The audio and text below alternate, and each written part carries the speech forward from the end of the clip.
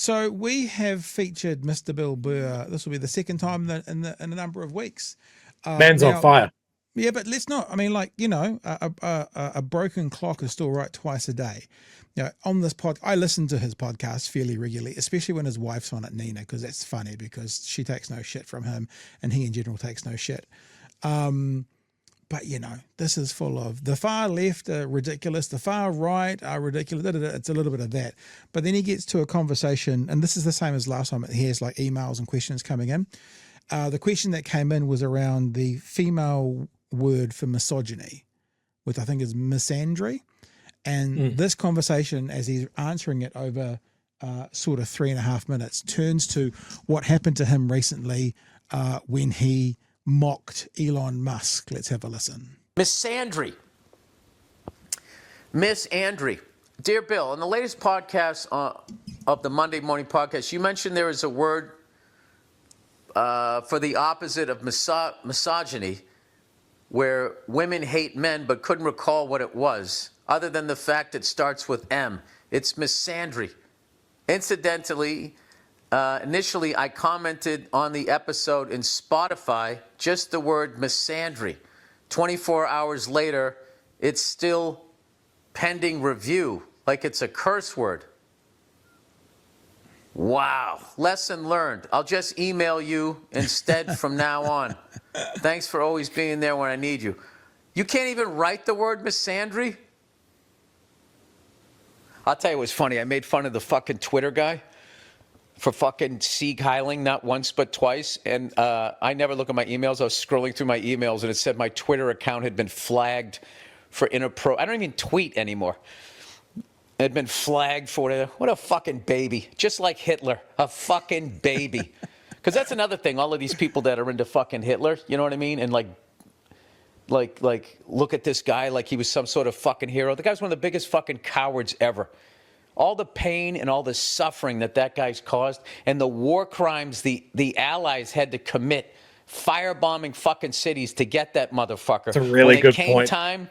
It's interesting, isn't it? Although he is kind of, let's not debate this now, but he is kind of saying that you force them to commit war crimes, but that's the kind of thing he's putting up there. But anyway, let's let him get to his point before we debate the intricacies of his position on that. For him to pay the price for all the suffering he caused millions and millions and millions of people. Did he face the music? Nope. He gave himself a nice, quick, painless fucking death. That's your fucking hero? Fucking coward is what he was. He should have faced the fucking music and he didn't. Anyway. This is the world we live in, where you got to remind people that guy was a bad guy that destroyed millions of people's lives. And he doesn't make this point, but one of the reasons we have to remind people about that is because of Twitter as a kind of parallel point, because Twitter has turned into a home where Nazi propaganda is not just returning, but is now being amplified. So ironically, when he's about to talk about Elon Musk, not to do with this point, but one of the reasons that we have to explain that Hitler was a bad guy is because of what's happening on Twitter at the moment as well. Families and his own country. His own countrymen paid the price for what he did. He This is another thing, too. Oh, that guy went straight to hell. It's like, how does he go straight to hell? What does God... This is a little bit of a tangent about God, but, you'll enjoy it. ...say about that? He made that guy. Right? I just don't understand that. Like how he gets absolved of that. God created everything, yes, including Adolf Hitler. He really did create us in his image. Like us, he is also not perfect. He goes down fucking looking every once in a while. All right, Beatles B-sides. He comes back to Elon. How about the fact that the Twitter guy he's not even from here. He's from South Africa. He comes to this country and wants to turn it into a fucking dictatorship. He doesn't feel that we deserve democracy. Can you just imagine doing that? Going to another country and just deciding, yeah, you know what? I'm going to change this form of government because I've decided. Not just him as well. Yeah, he doesn't mind living under a dictatorship as long as he's on the good side of it. Fucking laminated face cunt. Hey, now what are you going to do? Reflag my account?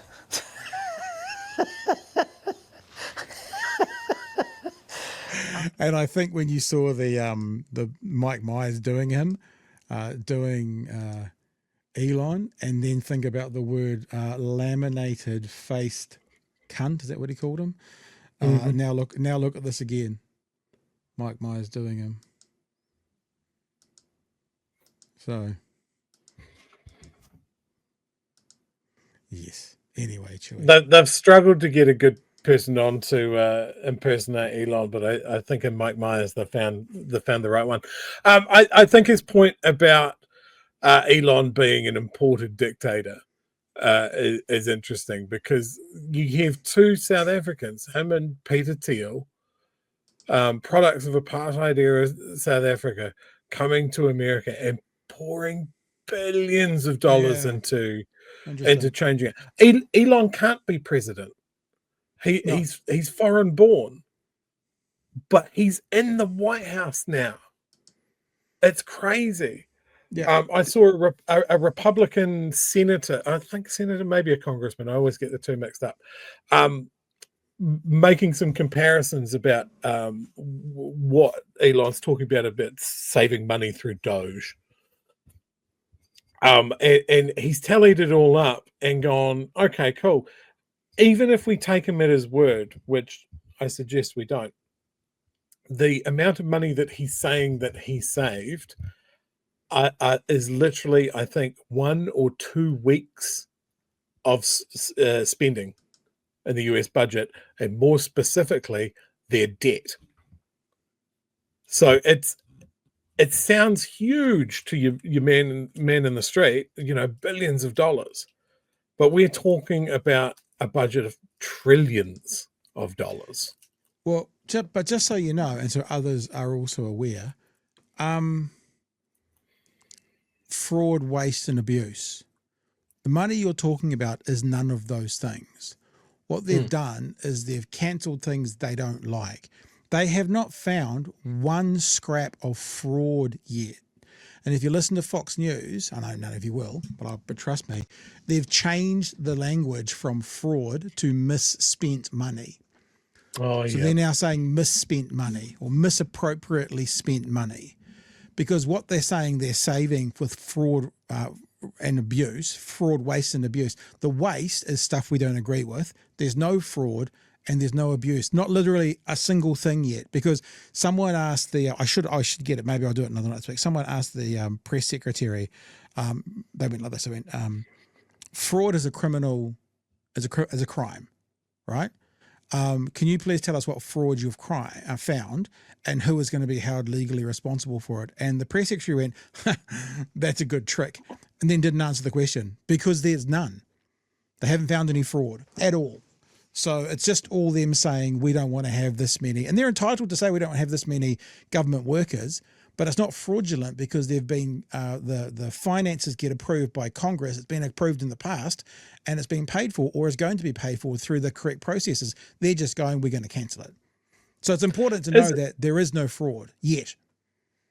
Isn't it funny that, like, we've been commenting on the turbocharged behavior of our government, seeking thousands of government workers and talking about massive waste and 17 layers of management between top management and frontline, and that's exactly what we're seeing in the US as well. Just an absolutely turbocharged, unhinged, culture war fueled culling.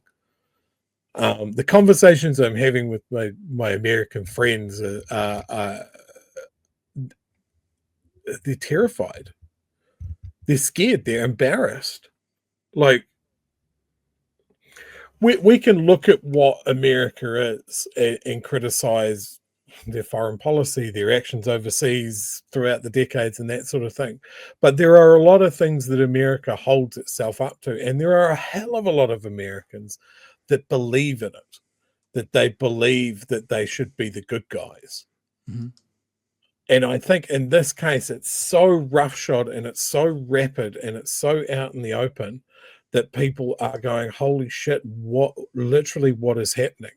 And I see commentators, like serious commentators that talk about military or geopolitical things, really struggling with the fact that they're used to talking about things in a way that makes sense, in a way that has checks and balances, in a way that is at least not trying to be overtly evil about things. And they're trying to fit a round hole in a round peg in a square hole at the moment, because that's not how things are operating.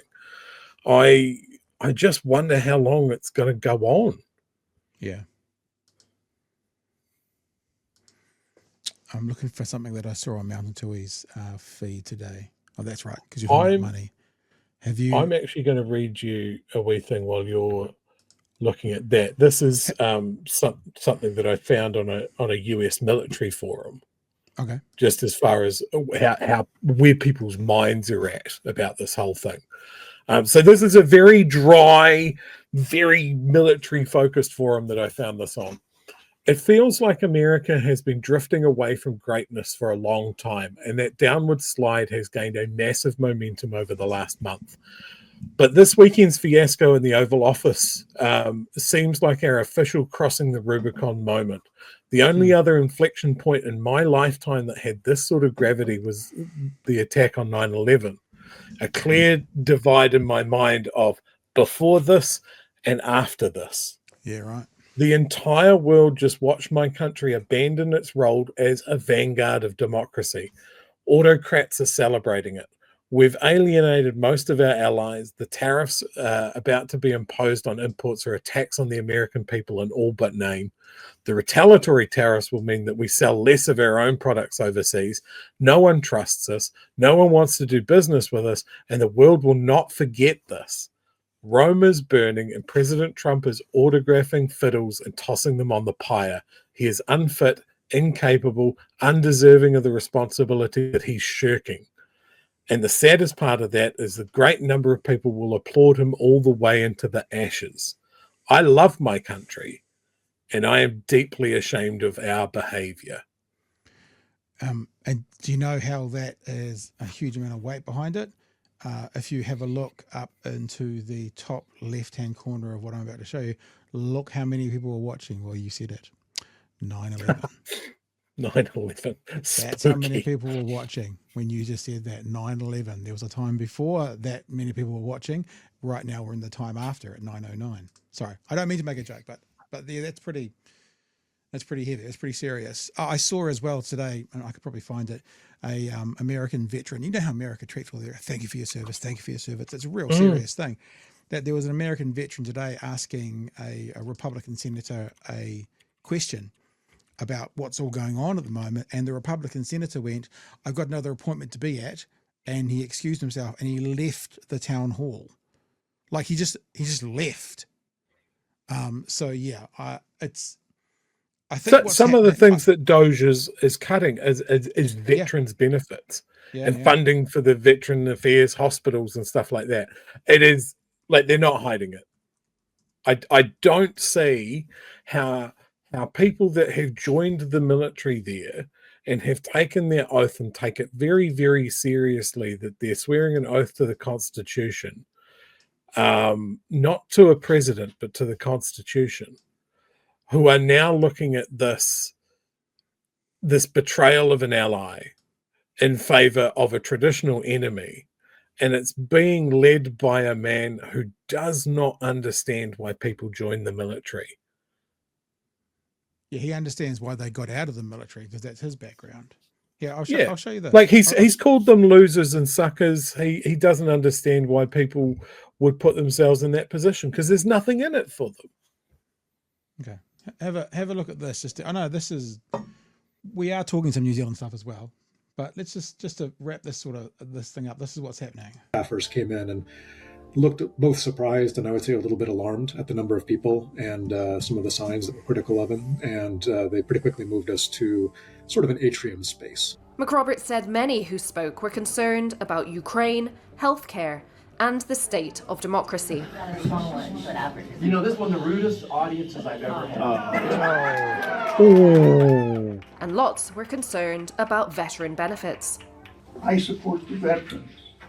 But what you're doing right now, what the government is doing right now, as far as cutting out those jobs, a huge percentage of those people, and I know you care about the veterans,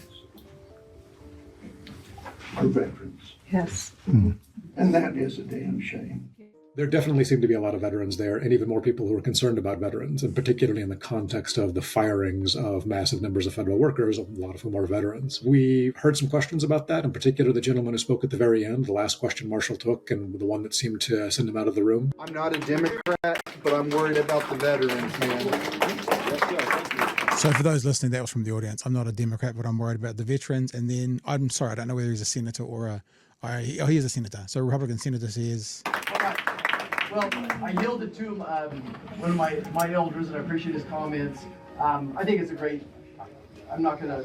We don't have time for everyone to stand up. I do got 2 more commitments today. Appreciate everybody making the drive out, and God bless America. Thank you. It was a surprise to everyone. And then he leaves. But of course, God bless America at the end has to come out there as well. So, but the thing is, right, the people who are ardently and often in that side of the politics over onto the right are all going, hang on. It's like all these people who voted for Trump, thinking that they'd get rid of the bad Mexicans would be sent out, and then going, but hang on, this guy's been in our community for 20 years. He's started from the ground up. He's built a shop. Why is he being deported? Like, because that's what you voted for, Fano. If you're not aware what you voted for, you're getting it. Why? Hang on, that US AID, what's that got to, because that's all international stuff. What's that got to do with my farming, money? Read the fine print. It's got to do with your farming subsidies as well. And they're all finding it out. It is like Brexit, the day after being remorse and regret. The day after Trump, it would be really interesting to see. And it'd be really interesting to see next year what happens in the midterm elections if the Republicans get absolutely smashed. You'd expect it, but with America, you never know.